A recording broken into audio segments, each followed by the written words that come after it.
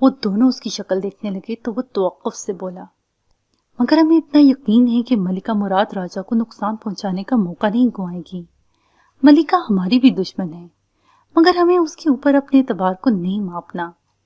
ہم نے اس کی مراد راجہ سے نفرت کو ناپ کے فیصلے کرنے ہیں۔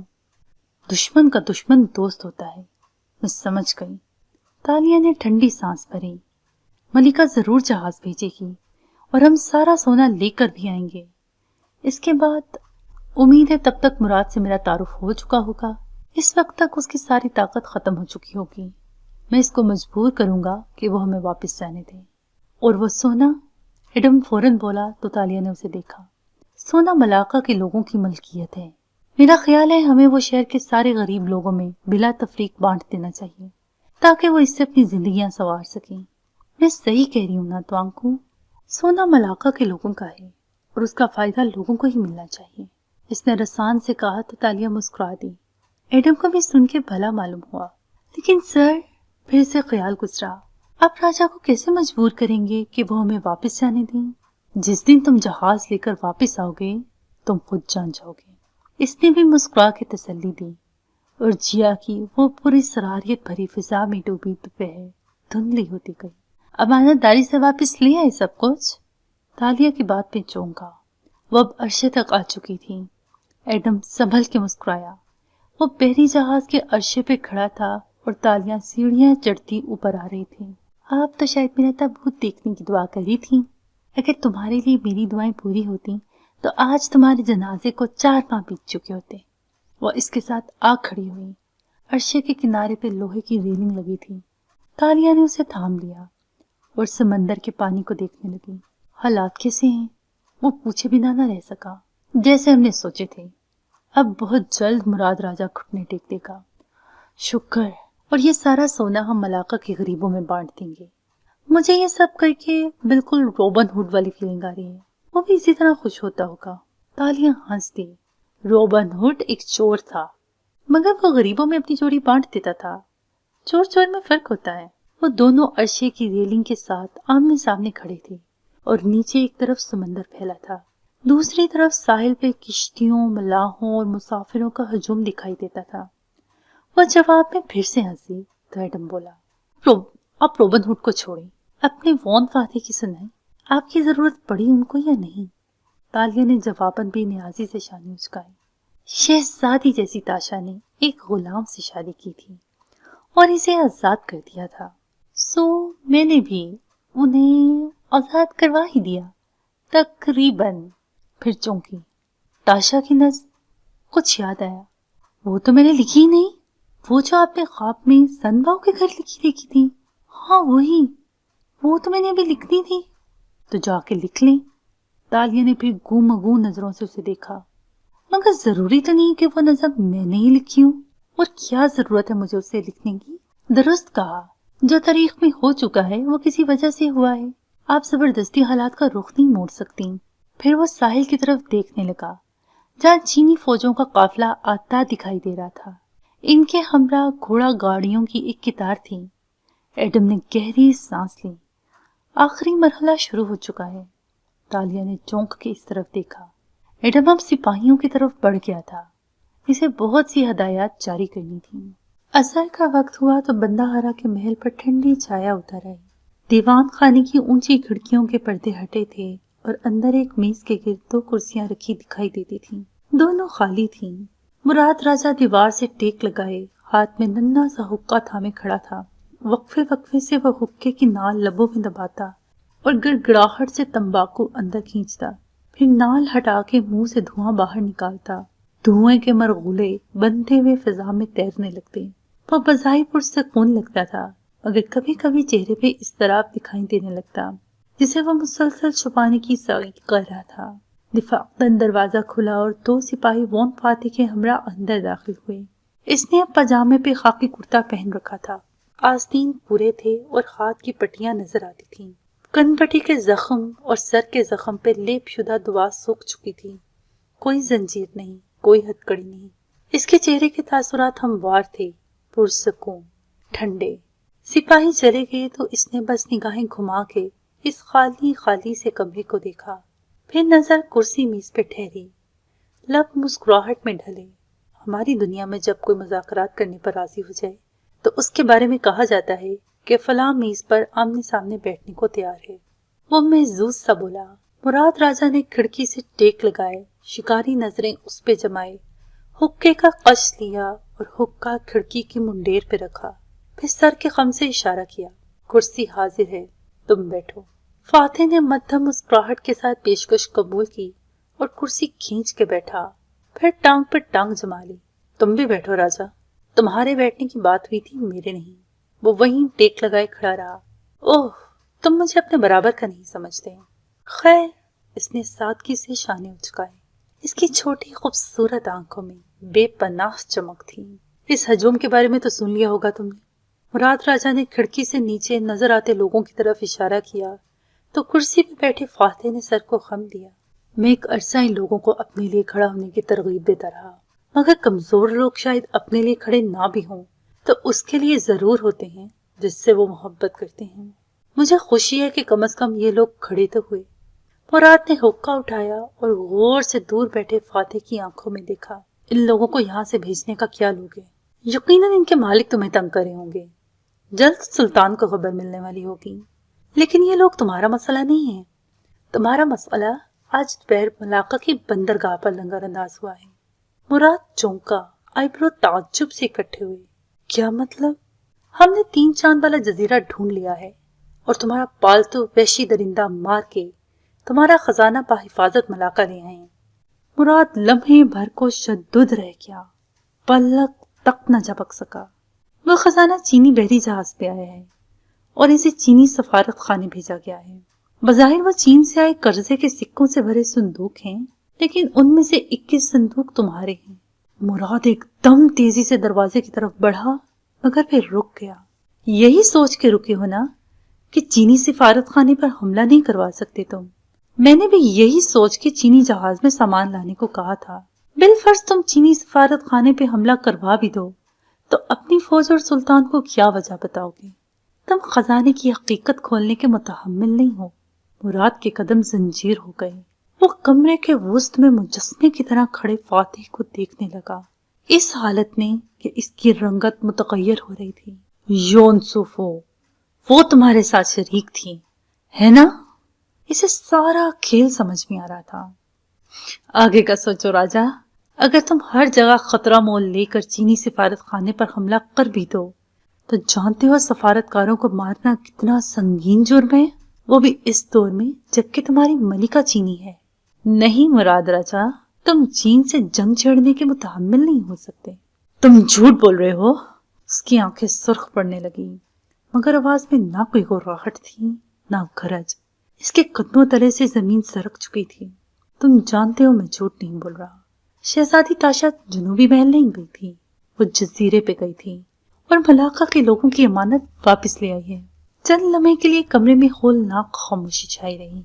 مراد راجہ بت بنے کھڑا بے یقینی اور غیظ و غضب سے اسے دیکھے گیا جو مطمئن سا کرسی پہ بیٹھا تھا۔ تم کیا چاہتے ہو؟ میں تمہیں چند راستے دکھانا چاہتا ہوں۔ اگر تم نے سفارت خان پہ حملہ کروایا تو سلطان کو ناراض کر دو گے اور چین سے جنگ چھڑ جائے گی۔ اگر تم نے ان لوگوں کو محل کے سامنے سے نہ ہٹایا تو سلطان کو علم ہو جائے گا کہ تم نے کسی غلام کو قید کر رکھا ہے۔ بات کھلے گی اور میرے اور تالیہ کے نکاح کے بارے میں سب کو علم ہو جائے گا۔ اس نکاح کی گواہ بھی ہیں اور ثبوت بھی۔ اس کے بعد سلطان تمہیں جان سے مارنے کا حکم بھی دے سکتا ہے، اور اگر اس سے پہلے تم نے مجھے مار دیا تو نہ صرف تمہاری بیٹی تم سے نفرت کرے گی بلکہ تمہارے پاس خزانے کے بارے میں مذاکرات کرنے کے لیے کوئی نہیں بچے گا۔ تم کیا چاہتے ہو؟ میں جانتا ہوں اب تک تم نے سلطان سے بغاوت کرنے کا سوچ لیا ہوگا، اپنی خفیہ فوجیں بھی تیار کر رکھی ہوں گی، کیونکہ تم جانتے ہو اب تالیہ اور سلطان کی شادی ممکن نہیں ہے۔ تمہیں اس وقت خطرے کو سامنے سے ہٹانا ہے اور میں سب سے بڑا خطرہ ہوں۔ اصولاً تمہیں میری جان لے لینی چاہیے مگر یہ ناممکن ہے۔ اس لیے تم ایک کام کرو، تمہیں چابی دے دوں تاکہ تم واپس چلے جاؤ۔ وہ تن سے بولا، صرف میں نہیں، تالیہ میرے ساتھ جائے گی۔ جب ہم دونوں غائب ہو جائیں گے تو تم سلطان کو کوئی بھی وجہ بتا کے ٹال سکتے ہو ملکہ نکاح والی بات دہرا بھی دے تو تم کہہ سکتے ہو کہ یہ جھوٹ ہے، کیونکہ دونوں منکوح تو ملاقہ سے جا چکے ہوں گے۔ تالیہ چلی جائے تو ملکہ بھی مزید اس معاملے کو نہیں کرے دے گی، تم بندہ ہرا رہو گے اور حکومت کرو گے۔ ہاں، اگر ہمارے چاہتے ہی سلطان تمہارے خلاف ہو گیا تو تم بغاوت کر کے تخت پر قبضہ کر سکتے ہو۔ اس سارے مسئلے کا حل ہم دونوں کے یہاں سے چلے جانے میں ہے، وہ روانی سے بتا رہا تھا۔ مراد کے وجود میں حرکت ہوئی، وہ قدم قدم چلتا فاتح کے سامنے آیا اور مقابل رکھی خالی کرسی کی پشت پر ہاتھ رکھے جھکا۔ تالیہ میری بیٹی ہے، میں اسے نہیں جانے دوں گا۔ وہ تمہارے ساتھ نہیں رہنا چاہتی، اسے جلد یا بدیر ہی دنیا چھوڑ کے جانا ہی ہے، اور ہمارے یہ مذاکرات تبھی کامیاب ہوں گے جب تم تالیہ کو میرے ساتھ بھیجو گے۔ مراد خشمگی نگاہوں سے اسے دیکھتا ضبط سے گہرے سانس لیتا رہا۔ اور خزانہ، اس کو غریبوں میں بانٹ دو گے کیا؟ انداز میں تحقیر اور استہزاء تھا۔ تالیہ یہی چاہتی ہے کہ اسے غریبوں میں بانٹ دیا جائے۔ وہ ٹھہرا۔ مراد مزید اس کی طرف جھکا اور اس کی آنکھوں میں دیکھا۔ مگر تم تالیہ نہیں ہو، تم لامتناہی کھیل کھیلنے والے آدمی ہو، اور تمہارے کھیل میں حدود و قیود اپنی مرضی سے بدلی جا سکتی ہیں۔ تم بتاؤ، خزانے کا کیا کرنا چاہتے ہو؟ کرسی پہ بیٹھا وان فاتح بن رامزل مسکرایا۔ ہاں، میں تالیہ نہیں ہوں، اس لیے میں اور تم خزانے کے بارے میں ایک معاہدہ کر سکتے ہیں۔ مراد کے لبوں پہ استہزائیہ مسکراہٹ بکھری۔ تم بالکل میرے جیسے ہو، وہی طاقت کی ہوس، وہی اپنی ذات کی پرستش۔ مراد راجہ، اس نے مراد کی بات نظر انداز کی، میں تمہیں سارا خزانہ واپس کر سکتا ہوں اگر تم علاقہ کے تمام ناجائز غلاموں کو آزادی دلوا دو۔ مراد کے آئی برو تن گئے۔ وہ کیسے؟ تم ملک میں قانون بنا دو کہ صرف غیر مسلم جنگی قیدی کو غلام بنایا جا سکے گا۔ ساری دنیا میں مسلمانوں کا یہی اصول ہے، مسلمان کو غلام نہیں بنایا جاتا۔ اس وقت ملاقہ کے چند بڑے رئیسوں کے پاس بہت سے ایسے غلام ہیں جو مسلمان ہیں، اور اغوا کر کے جبراً ان کو غلام بنایا گیا ہے۔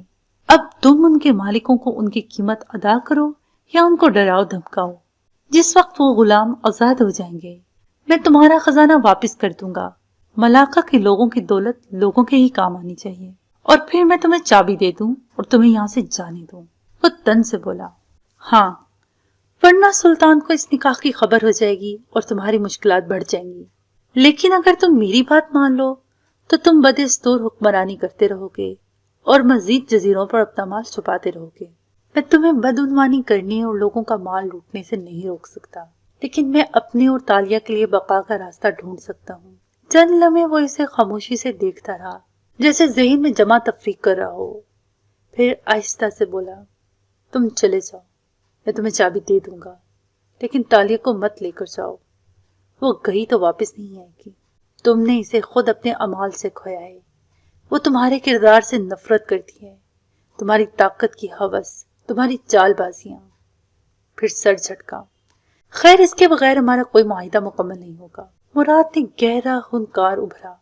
مجھے سوچنے دو، وقت کم ہے مراد، یہ سارے کھیل وقت کے ہی ہیں۔ مجھے کچھ دیر سوچنے دو۔ اس نے بے بسی بھری ناگواری سے ہاتھ اٹھا کے اسے روکا اور پھر دروازے کی طرف بڑھ گیا۔ مراد سیدھا اپنے کمرے میں گیا تھا۔ سارے دروازے کھڑکیاں بند کر کے وہ زمین پہ بدھا کے انداز میں آلتی پالتی کر کے بیٹھا اور سرخ پٹی اتار پھینکی، پھر آنکھیں بند کر لیں، ساری آوازوں اور سوچوں کو ذہن سے جھٹک دیا، دماغ کو ایک نقطے پہ مرکوز کیا۔ اس کا دماغ تیزی سے کام کر رہا تھا اور لب بڑبڑا رہے تھے۔ میں مراد راجہ ہوں، ملاقہ سلطنت کا بندہ ہرا، مجھے کوئی یوں نہیں ہرا سکتا، کوئی مجھ سے میرا تخت اور میری بیٹی نہیں چھین سکتا۔ مغرب ڈھل گئی اور باہر بیٹھے لوگ اسی طرح بھوکے پیاسے بیٹھے رہے۔ ان کو بلانے کے لیے آنے والے ان کے مالکوں کے وفادار غلام بھی گھوڑوں پہ آئے سامنے کھڑے تھے۔ انہوں نے بہت پکارا، غصہ کیا، آوازیں دیں، مگر وہ غلام ٹس سے مس نہ ہوئے۔ وہ بس محل کی اونچی کھڑکیوں کو دیکھتے رہے اور لبوں پہ چپ کی مہر لگی رہی۔ وون فاتح کرسی پہ بیٹھا کھڑکی کے باہر آسمان پہ چھاتی سیاہی دیکھ رہا تھا۔ کافی وقت بیت چکا تھا اور مراد واپس نہیں آیا تھا۔ اسے ذرا فکر ہوئی، مگر اس نے اعصاب کو ٹھنڈا رکھا۔ مغرب اتر آئی تو دروازہ کھلا اور مراد اندر داخل ہوا۔ आते साथ ही इसने दरवाजा बंद किया और खिड़कियों के आगे पर्दे झटक के बराबर किए। फिर फातिह के सामने आया। सुर्ख पट्टी माथे से गायब थी और हाथ में एक बोतल थी।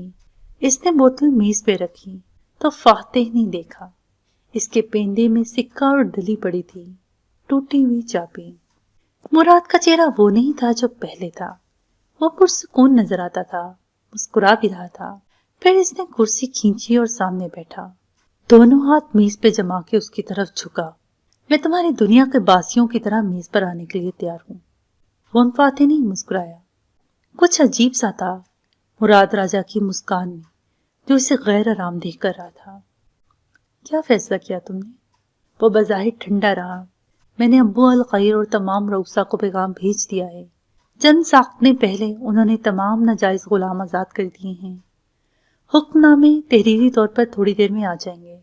तुमने इनको रकम अदा की। मैं उनका बंदा हरा हूँ, मेरे एहसान है उन पे, और तुम जानते हो मैं झूठ नहीं बोल रहा।